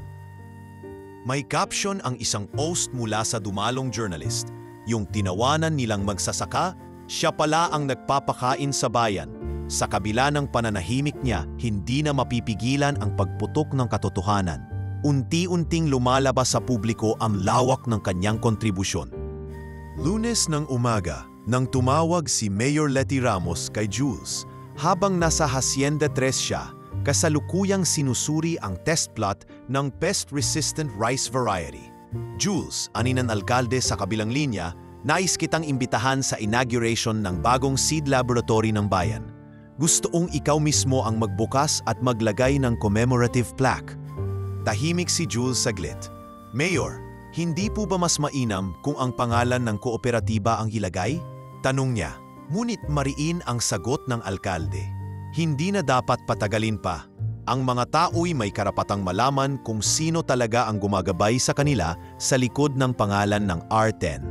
Ilang araw bago ang inauguration, dumating ang representative mula sa probinsya upang inspeksyonin ang facility. Malapit na ring dumalaw ang mga agricultural scholars at mga principal ng iba't ibang public high schools. Sa gitna ng abala, hindi na nakapagtago ang isang ulat. May balita raw na may malaking negosyante na nagtatangkang bilhin ang isa sa mga lupang hawak ng R10 Agro Estates. Ayon sa dokumentong nakuha ni Ate Myra mula sa Land Registry Office, ang dokumentong may interes sa lupain ay isinilbi ng isang Salcedo Ventures Inc. Hindi ba ito konektado kay Franco? Tanong ni Ate Myra habang ipinapakita kay Jules ang papel. Posibleng siya nga. Hindi ko alam kung personal o ginagamit lang ang pangalan. Sagot ni Jules habang maingat na sinusuri ang aplikasyon. Pero hindi ba't dati mo siyang kaklase? Dati, maikling sagot niya. At kahit noon, sanay siyang kunin ang hindi niya itinanim. Ngunit, sa halip na magalit o badalhan ng sulat ng pagtutol, pinili ni Jules ang katahimikan. Hinayaan niya ang legal team ng kooperatiba na umaksyon. Ang mas mahalaga sa kanya ay ang darating na araw ng pagbubukas ng seed lab. Isang bagay na noon ay bahagi lamang ng kanyang sketch sa notebook habang estudyante pa siya sa lungsod. Dumating ang araw ng inauguration. Ang bagong gusali ay may bubong na gawa sa solar panels. May malaking glass windows at automated na sistema ng seed humidity control. Dinaluhan ito ng mga guro, magsasaka, estudyante at mga opisyal ng pamahalaan. Isang maliit na entablado ang inihanda sa harap. Sa likod nito, natatakpan ng telang puti ang plake ng pasasalamat. Habang naglalakad si Jules papunta sa entablado, may mga batang sumalubong sa kanya na may bitbit na palay na nakatali sa bugkos. Kuya Jules, ito po ang palay naming tanim sa school garden. Sigaw ng isang batang babae, si Mika, 8 taong gulang. Tinanggap niya ito ng may ngiti. Kaya nyo yan. Mas masarap ang tanim nyo kaysa kahit anong imported. Sagot niya habang hinaplos ang ulo ng bata. Pagsapit sa harap, nagsalita si Mayor Leti sa mikropono. Mga kababayan, ngayong araw ay hindi lang nating binubuksan ang isang laboratorio. Binubuksan din natin ang mata ng komunidad sa kung sino ang tunay na naglilingkod. Hindi sa salita, kundi sa gawa. Mula sa gilid, inalis ng 2 estudyante ang telang tumatakip sa plake. Nakaukit doon ang mamasalitang. Ang pasilidad na ito ay iniaalay ni Engineer Julito Ramirez, tagapagtatag ng R10 Agro Estates, bilang binhi ng pag-asa para sa susunod na henerasyon ng mga Pilipinong magsasaka. Tumahimik ang lahat sa ilang segundo. Isa-isang lumingon ang mga dumalo kay Jules. Sa unang pagkakataon, nakita ng buong bayan ang opisyal na pagkilala. Ang tahimik na magsasaka pala ang pinagmulan ng lahat ng nakitang pagbabago sa mga nakaraang taon. Hindi nagtagal, pumailan lang ang palakpakan at kasabay ng pag-apaw ng damdamin ay ang pagbuhos ng suporta. Hindi ko inakalang ikaw pala ang nasa likod ng R10. Bulong ni Ma'am Cristina, dating guro ni Jules sa Agham. Wala na akong maisip kundi paghanga. Patawad sa hindi pagkilala noon, ani ng isa pang dating kaklase si Ronald, na ngayon nagtatrabaho sa munisipyo. Lumapit pa ang ilang dati niyang kaklase na dumalo rin sa reunion, ngunit hindi agad nagpakilala roon. Jules, nung high school, iniisip naming hindi kasi sikat. Pero ngayon, malinaw na ikaw pala ang tunay na tagumpay sa atin. Wika ni Prixie, habang nakangiti, tila may pagsisisi sa boses.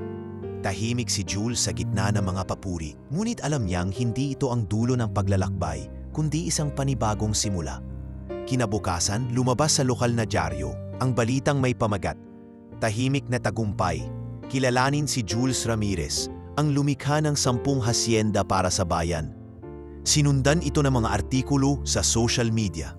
Hindi nagtagal, inimbitahan siya ng isang universidad sa Maynila upang magsalita sa kanilang forum sa agrikultura.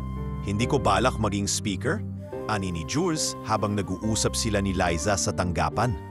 Hindi mo kailangan maging speaker para marinig, pero baka kailangan nilang marinig mula sa isang gaya mo, taong dumaan sa lupa at hindi lang naglakad sa entablado. Sagot ni Liza habang inaayos ang kanyang lesson plan. Hindi niya agad sinagot. Sa halip, tumingin siya sa bintana. Mula roon ay kita ang malawak na taniman, ang mga greenhouses at ang mga batang sabay-sabay na naglalakad pa uwi galing sa field school. Bawat hakbang nila ay patunay ng isang pagbubunyag, hindi lang ng katotohanan, kundi ng isang inspirasyon na piniling manahimik, ngunit ngayoy kinakailangang magsalita. Kung kailangan nilang marinig, sabi ni Jules, gagamitin ko ang boses ko hindi para ipagmayabang, kundi para ihatid ang mensahe ng lupa, na kahit pinagtawanan, kahit binaliwala, ay may kakayahang bumuhay. At sa pagbubunyag na ito, sana mas marami pa ang matuto, hindi lang magtanim ng palay, kundi ng dangal. At sa sandaling iyon, sa katahimikan ng tanggapan, nagsimula ang mas malawak na ingay. Ingay ng isang katotohanang hindi na kailanman maikukubli. Matapos ang formal na pagbubunyag sa Seed Laboratory Inauguration, tila isang bagong yugto ng buhay ang sumalubong kay Jules. Hindi na lamang siya ang tahimik na tagapangasiwa ng R10 Agro Estates.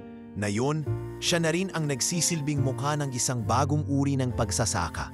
Progresibo, makabago, at may puso para sa komunidad. At habang ang kanyang pangalan ay unti-unting lumalabas sa mga balita at social media, mas lalong lumalawak ang mga pagkakataong dumarating sa kanya.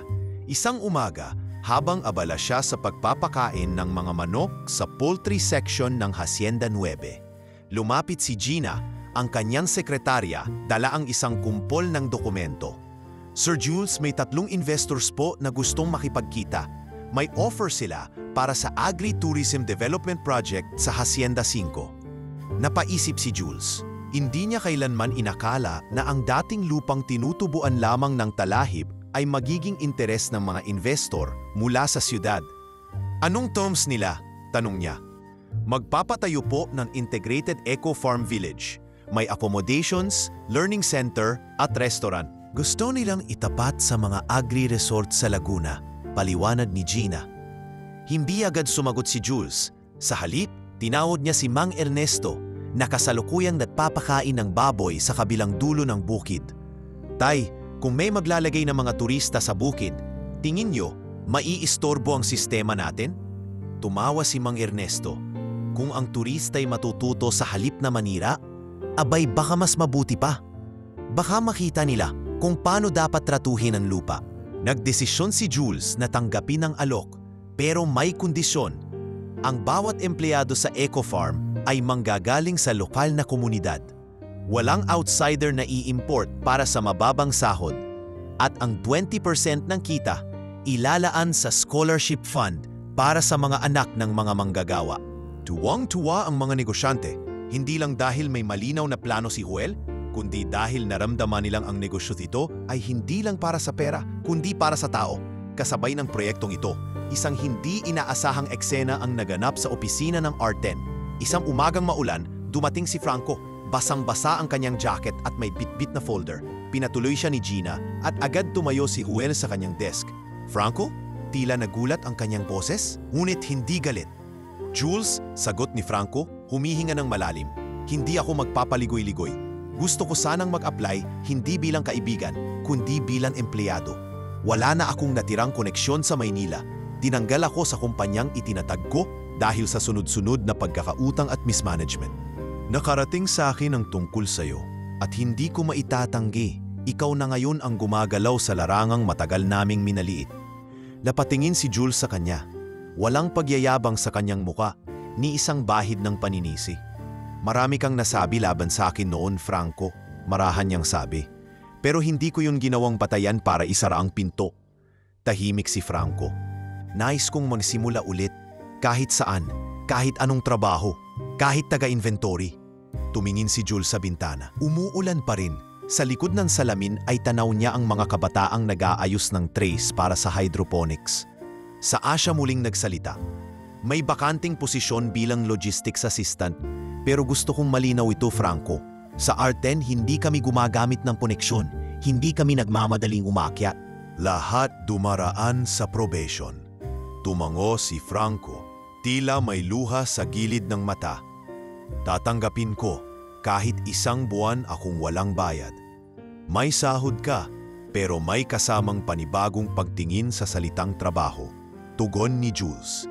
Kasabay ng pagbabagong ito sa personal niyang ugnayan sa nakaraan, sinimulan din ni Jules ang isa sa pinakaimportanteng proyekto sa kanyang buong karera, ang pagtatayo ng Binhi Scholarship Program. Isa itong foundation na nagbibigay ng full scholarship para sa mga anak ng mga magsasaka na gustong kumuha ng kursong may kinalaman sa agrikultura, science o education. Kasama si Lisa sa pagbabalangkas ng curriculum support. Hindi lang sapat ang tuition, ani niya, habang tinatype ang program design sa laptop. Kailangan nating ibigay ang mentorship, field exposure at soft skills. Gusto kong may public speaking class para sa scholars. Napansin mo rin ba? Sagot ni Jules. Nakadalasan hindi kulang sa galing ang mga batang probinsyano, kundi kulang sila sa tiwala sa sarili. Sabay silang napatingin sa lumang litrato ng high school class nila. Tingnan mo yan, turo ni Liza kay Jules sa larawan.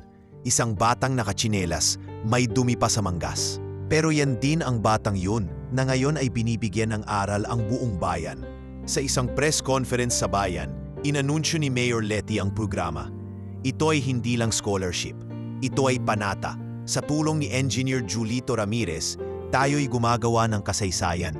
Isang programa ng mga magsasaka para sa mga magiging lider ng agrikultura. Maging ang media ay nagsimulang tumutok. Nagfa-feature ang isang news magazine show sa R10, habang ang ilang vlogger ay nagsagawa ng farm tour series para sa mas batang audience. Laking gulat nila na ang simpleng mga sistema sa bukid ay mas teknikal pa kaysa sa ilang kumpanya sa lungsod. Kahit ang ilang kaklase niya mula sa alumni reunion na dati tumatawa sa kanya, ay nag-apply bilang project managers sa iba't ibang bahagi ng operations. Tinanggap niya ang ilan, ngunit malinaw ang panuntunan. Walang VIP dito.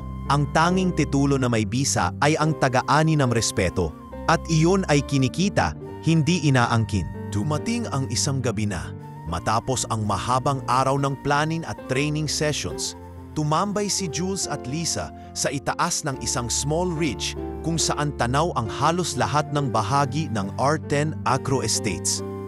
"Tingnan mo yan," ani Lisa, habang tinuturo ang mga greenhouse at solar dryers na sumisigla sa ilaw. Lahat ng yan nagsimula sa isang batang pinagtawanan sa classroom. Hindi agad sumagot si Jules. Pinikit niya ang mga mata, ninamnam ang hanging may halong damo at ulan.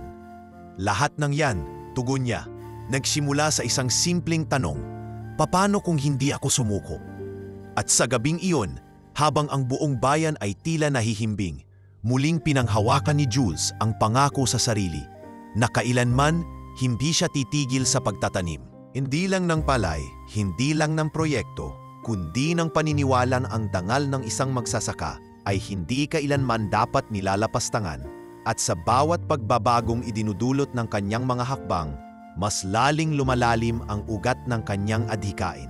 Dahil sa bandang dulo ng bawat pagbabago, naroroon ang pangalang hindi ng isang tao, kundi ng buong bayan.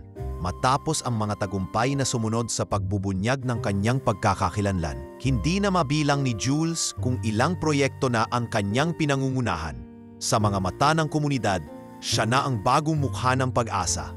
Ngunit sa likod ng mga ngiti ng bayan, may mga matang lihim na nakamasid at may mga kamay na tahimik ngunit mapanganib ang layunin. Isa sa mga ito ay si Carlos Soriano, ang bugtong na anak ni Don Amado Soriano. Matagal nang nagtitimpi ng galit si Carlos sa pabagsak na negosyo ng kanilang pamilya. Ang mga lupaing dati pinaparentahan ng kanyang ama, ngayoy halos lahat ay hawak na ng R10 Agro Estates. Ang dating takbuhan ng mga rice mill clients nila ay lumipat na rin sa bagong post-harvest facility ni Jules. Ang kanilang sugar plantation sa kabilang bayan ay baon na sa utang. At ang mga manggagawang dati sunod-sunuran sa pangalan ng Soriano ay ngayoy bumabati na kay Jules sa plaza na tila si Carlos ay hindi na mahalaga. Sa isang pribadong hapunan sa isang resto bar sa lungsod, nakaupo si Carlos kasama ang dalawang truck operator na matagal na niyang kliyente. Kung hindi dahil sa mga bagong kontratang nakuha ni Jules, hindi tayo nawalan ng biyaheng bigasan. Reklamo ni Carlos habang sinisindihan ng Yossi, "Boss, kung gusto mong siraan yan, edi ipitin natin yung delivery niya. Sabihan natin yung ibang driver, antalahin yung mga truck niya kahit may bayad. Pag na-late siya sa delivery sa lungsod, malulugi siya sa kontrata." Suhestyon ng isang operator. "Mas mainam kung hindi halata." Sagot ni Carlos, malamig ang boses. Kailangan niyang mabitawan yung tiwala sa kanya. Pag nasira yon, babalik sa atin ang mga kliyente. Hindi nagtagal, sinimulan na ang plano ng sabotahe. Isang linggo bago ang delivery ng palay sa lungsod para sa isa sa mga supermarket chains, na-delay ang pickup ng 5 truck. Ipinadala ni Jules ang superbasar na si Franco upang alamin ang dahilan. Pagdating ni Franco sa terminal, inabutan niya ang mga truck na nakatigil at ang mga driver ay nagpapanggap na may problema sa brake system. Ngunit halatang wala namang sira. "Mga kuya, alam ko kung paano gumanay ang sistema. Ako mismo ang nagde-drive ng truck dati. Sabihin niyo na kung anong problema." Tanong ni Franco, may halong babala. Tahimik ang mga driver. Ngunit dumapit ang isa sa kanila, si Mang Isko, at bumulong kay Franco habang walang ibang nakaririnig. "Boss Franco, may utos mula sa itaas. Pinabayaran kami para tumigil ng 2 araw. Galing daw kay Carlos." Agad tumawag si Frankie kay Jules. "Bro, sabotahe to. Pinagbayad yung mga truck para ma-delay tayo." "Sigurado ka?" Ganong ni Jules habang hawak ang clipboard ng inventory. "Oo, pero huwag kang mag-alala. May kilala akong cooperative ng mga independent drivers sa kabilang bayan. Kaya kong ayusin to agad." Hindi na nag-aksaya ng oras si Jules. Tinawagan niya si Ate Myra upang i-reroute ang delivery gamit ang bagong contacts ni Franco. Sa loob lamang ng 3 oras, nakalarga ang mga bagong truck. Walang na-delay, na kumpleto ang delivery. At higit sa lahat, walang napuna ang kliyente. Ngunit hindi doon nagtapos ang paninira. 2 linggo makalipas habang sinusuri ng field staff ang bagong taniman sa Hacienda 6. Napansin ng agronomist na si Lenlen na may kakaibang sintomas ang ilang halaman ng talong. Namumuti ang gilid ng dahon, mabilis mabulok at bumabagsak ang bunga kahit hilaw pa. "Jules, hindi normal to," sabi ni Lenlen. "Hindi ito epekto ng ulan o kakulaman sa pataba. Mukhang may fungal pathogen tayong hindi pa na-encounter dito." Agad na tumawag si Jules sa isang dating profesor sa kolehiyo na ngayon ay plant pathologist sa Department of Agriculture. Sa loob ng 2 araw, bumisita ito sa lugar, kumuha ng sample at naglabas ng preliminary findings. "This is Phytophthora nicotianae," sabi ng doktor, isang klase ng root rot fungus na bihirang tumubo sa ganitong klasing taniman. Maliban na lang kung may naikalat na infected seedlings. Napakapit sa sinturon si Jules. "Dok, posible bang sinadyang ikalat ito?" Tumango ang propesor. "May mga ganitong kaso, lalo na kung ang seedlings ay hindi certified. Kung may supplier kayo na hindi nasuri, pwedeng doon ang galing." Agad inutusan ni Jules ang team ni Franco na mag-trace ng pinanggalingan ng seedlings. 2 batch lang ang hindi galing sa kanilang central nursery.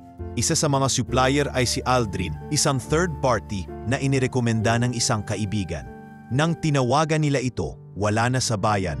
Nang sundan sa address, abandoned na ang nursery. Gamit ang koneksyon sa mga pulis at ang tulong ni Mayor Letty, isinagawa ang investigasyon. Matapos ang 2 linggo, lumabas ang ulat. Si Aldrin ay dating empleyado ng trucking company ni Carlos Soriano. At sa affidavit na isinampa ni Mang Isko, inamin nitong personal siyang pinakitaan ni Carlos ng bonus para lang sa sabotahe. "Pwede na tayong magsampa ng kaso," ani ni attorney Raul, legal counsel ng kooperatiba. Ngunit nagdalawang isip si Jules. Kung sasampahan natin siya ng kaso, lalabas ito sa balita. Mababahira ng pangalan ng buong industriya, hindi lang siya. "Pero kailangan nating gumawa ng halimbawa," giit ni Franco. "Hindi natin pwedeng hayaang ang ganoong gawain ay palusutin." Matapos ang 1 linggo ng pag-isip, isinampa ang kaso laban kay Carlos Soriano. Economic sabotage at agricultural bioterrorism sa ilalim ng bagong batas sa food security. Ikinagulat ito ng buong probinsya. Hindi pa nagtagal, nasampahan din ng kaukulang kaso ang ilang kasabwat. Hindi ito personal, pahayag ni Jules sa isang press briefing. Ngunit kung ang pananim ay kayang sirain ng isang lason, ang tiwala ay kayang sirain ng katahimikan. Kaya't sa pagkakataong ito, kailangang magsalita hindi lamang ako, kundi ang buong sektor ng magsasaka. Habang pinoproseso ang kaso, hindi tumigil si Jules sa operasyon.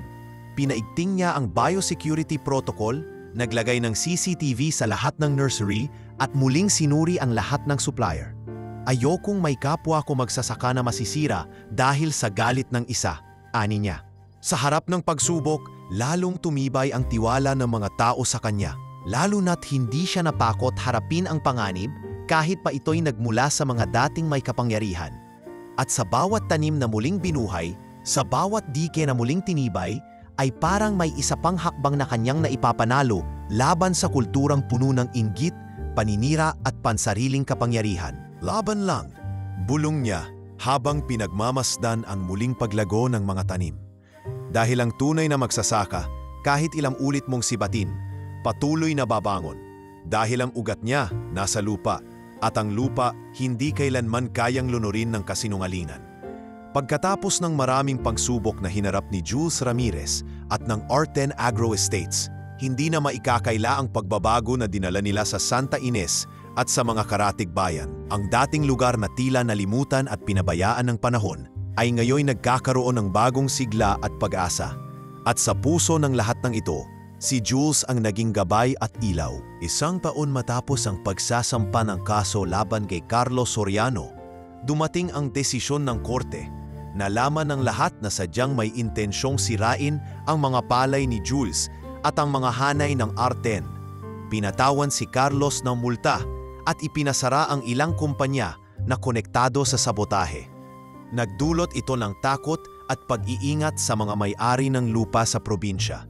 Subalit sa kabila ng hatol, hindi na natili si Carlos sa pagiging kalaban.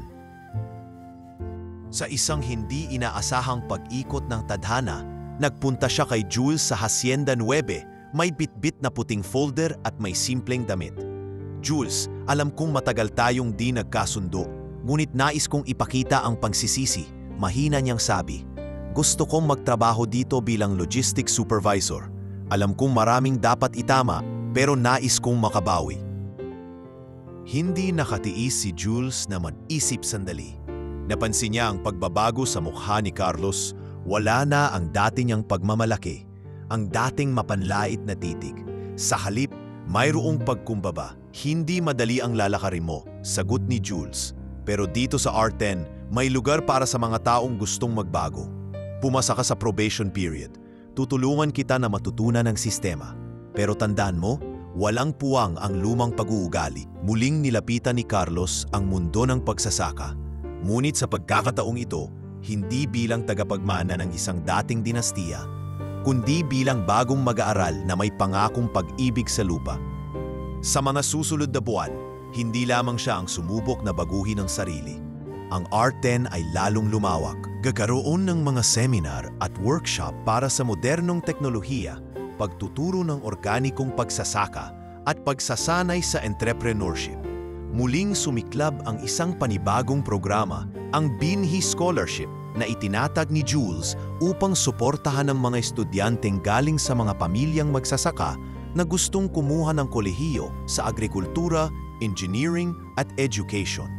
Isa sa mga unang benepisyaryo ay si Ana, isang dalagitang anak ng tenant sa Hacienda 8. Isang gabi, dumalaw siya sa bahay ni Jules kasama ang kanyang ina. Sir Jules, ani Ana na may ngiti sa labi. Dahil sa tulong ninyo, nakapasok ako sa kolehiyo bilang agricultural science student. Nangako ako na ibabalik ko ang lahat sa bukid namin. Yan ang gusto kong marinig, Ana. Tugon ni Jules habang tinutulungan siyang mag-ayos ng mga libro sa maliit na study corner sa Hacienda 9. Hindi sapat ang matuto lang. Kailangan din nating ipasa ang kaalaman para patuloy na lumago ang bayan. Sa kabilang dako, pinangunahan ni Franco na ngayon naging marketing head ng R10 ang pag-e-export ng organic rice sa Japan. Mula sa daing niyang pagkatalo sa buhay, ngayon natutunan niyang ang tunay na lakas ay hindi sa posisyon, kundi sa pagtanggap sa sarili at pag-aalay ng serbisyo. Isang araw sa plaza ng Santa Ines, nagtipon-tipon ang mga magsasaka, mga bata at mga estudyante sa isang selebrasyon na inorganisa ni Jules. May mga food stalls na nagbebenta ng mga produkto mula sa R10, organic vegetables, itlog at dekalidad na bigas. May stage kung saan nagpapamalas ang mga kabataan ng sayaw at kantang Pilipino na may temang agrikultura at pagmamahal sa bayan.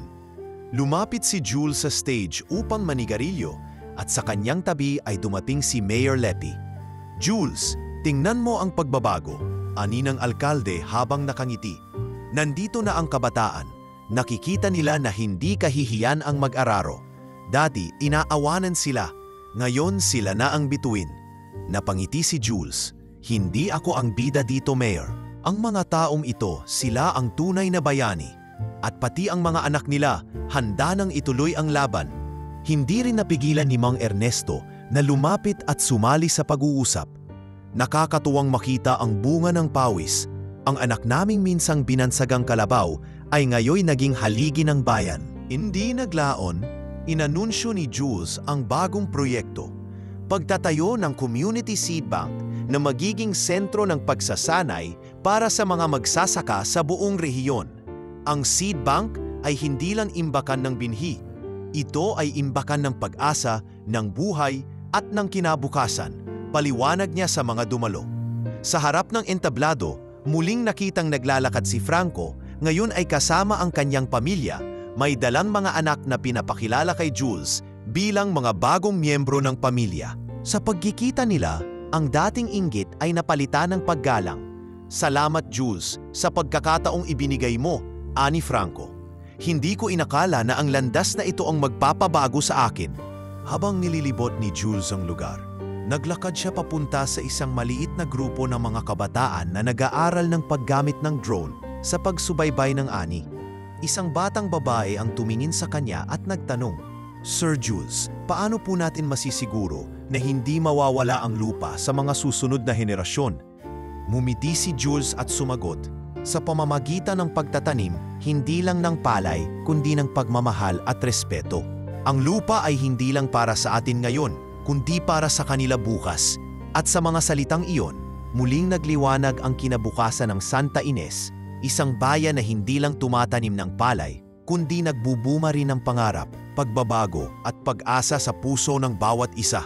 20 taon na ang lumipas mula nang unang punyaging pumasok si Julito Jules Ramirez sa putik ng bukid ng Santa Ines. Ang mga nagdaan ay kwento ng pagsubok, tagumpay, paninira at muling pag-asa. Ngunit sa kabila ng lahat, nanatiling matatag ang kanyang puso katulad ng lupa na anyang sinasaka, pinagbuklod ng pawis at pangarap. Ngayon, ang dating 10 ektarya na lupaing ipinangarap niyang mabili ay napalawak sa isang konsolidadong network ng eco-agri-villages. Sa bawat baryo ay mayroong sariling paaralan, kooperatiba, health clinic at modernong pasilidad na sumusuporta sa mga magsasaka at pamilya nila. Nasa puso nito ang mga prinsipyo ni Jules, katarungan, edukasyon at pagtutulungan. Sa isang malaking pagdiriwang na isinagawa sa Santa Ines Central Plaza, ginunita ang ika-20 taon ng R10 Agro Estates. Nagsama-sama ang mga manggagawa, mag-aaral, guro at mga opisyal upang ipagdiwang ang mga bunga ng pagsisikap. Bilang bahagi ng programa, inalok ni Jules na maging taunang gawain ang Farm Entrepreneurship Bootcamp na kanyang ipinag-umpisa bilang bahagi ng Alumni Association. Dito, inuturuan ang mga kabataan ng mga kasanayan sa makamagong pagsasaka, pamamahala sa pananim at pagnenegosyo. Habang tumatanggap siya ng mga parangal mula sa mga bata, napansin ni Jules ang kanyang mga anak. 2 sa kanila ay nakasuot ng boots at may hawak na mga kalamansi at mangga, tila handang tumulong sa bukid. Si Liza, na ngayon ay kasama niyang nakatayo, ay ngumiti at nilapitan ang mga bata. "Anak, handa na ba kayong ipuloy ang gawa ng tatay niyo?" tanong ni Liza sa mga bata. "Nakiki-join po kami," sigaw ni Miguel, ang panganay. "Gusto naming matutong gumawa ng compost." "Tama yan," tugon ni Jules. "Hindi sapat na malaman ang teoye sa libro. Dapat maranasan sa lupa." Sa gilid, si Franco ay nakatayo kasama ang kanyang pamilya. Malayuman ang dating agwat nila ni Jules. Ngayoy kapwa sila nagsisilbing mga haligi ng isang komunidad na may iisang layunin. Sa isang pagkakataon, nilapitan ni Franco si Jules. "Salamat Jules," aniya habang nakatingin sa mga batang naglalaro sa palibot. "Kung hindi dahil sa pagkakataon na binigay mo sa akin, hindi ko mararating ang buhay na ito." Mumiti si Jules. "Lahat tayo ay nagbabago, Franco. Ang mahalaga ay ang paglakad pasulong." Sa kasagsagan ng selebrasyon, pinasimulan ni Mayor Leti ang unveiling ng isang malaking mural sa pader ng munisipyo. Isang larawan ng Santa Ines bago at pagkatapos ng R10 Agro Estates. Kitang-kita ang larawan ni Jules sa gitna, hawak ang araro, nakatingin sa abot tanaw. "Ito ang aming paalala," ani Mayor Leti sa harap ng marami, "na ang tunay na yaman ay hindi nasusukat sa salapi o titulo ng lupa, kundi sa puso ng mga taong nagmamahal at nagsisikap para sa bayan." Sa pagtatapos ng programa, binuksan ni Jules ang kanyang bagong libro, Binhi ng Pangarap, isang memoir na inilathala upang maging gabay at inspirasyon sa mga susunod na henerasyon ng mga Pilipinong magsasaka. Ito ay para sa lahat ng nagtitiwala na ang kinabukasan ay maaaring baguhin, hindi ng isang tao lamang, kundi ng isang komunidad na nagkakaisa. Lumapit ang mga kabataan sa kanya upang magpa-autograph at isa-isa ay kanilang ibinahagi ang kanilang mga pangarap. Isang talagita ang lumapit at nagsabi, "Sir Jules, gusto kong maging agricultural engineer tulad ninyo. Gusto kong makatulong sa mga magsasaka sa probinsya namin." "Yan ang tunay na legacy," sagot ni Jules habang pinagmamasdan ang mga mata ng mga batang iyon, puno ng pag-asa at pangarap. Sa gabing iyon, habang nakaupo sa tapat ng kanilang bahay sa Hacienda 9, tinitingnan ni Jules ang mga bituin sa langit. Kasama niya si Liza at ang kanilang mga anak. Alam mo nay, aniya, ang paglalakbay ko ay hindi natapos dito. Ito ay simula ng mas malawak na gawain. Nais kong mas marami pang baryo ang maranasan ang pagbabago. Tumango si Lisa, at alam kong kakayanin natin dahil sa puso mong di kailanman tumigil sa pagtatanim. Sa likod ng kanilang mga ngiti ay ang tahimik na panalangin na ang bawat patak ng ulan, bawat punla ng palay, at bawat pangarap na binubuo ay maging tulay sa isang mas maliwanag na bukas para sa kanilang pamilya, para sa buong bayan, at para sa mga susunod na henerasyon na mag-aalay ng buhay para sa lupa. At sa pagbukas ng unang araw ng bagong dekada, si Jules Ramirez ay hindi na lamang isang magsasaka, engineer o tagapangasiwa. Siya ay naging simbolo ng pagbabago, isang pamana ng pag-asa at pagsisikap na patuloy na mamamayani sa puso ng Santa Ines at ng buong bansa.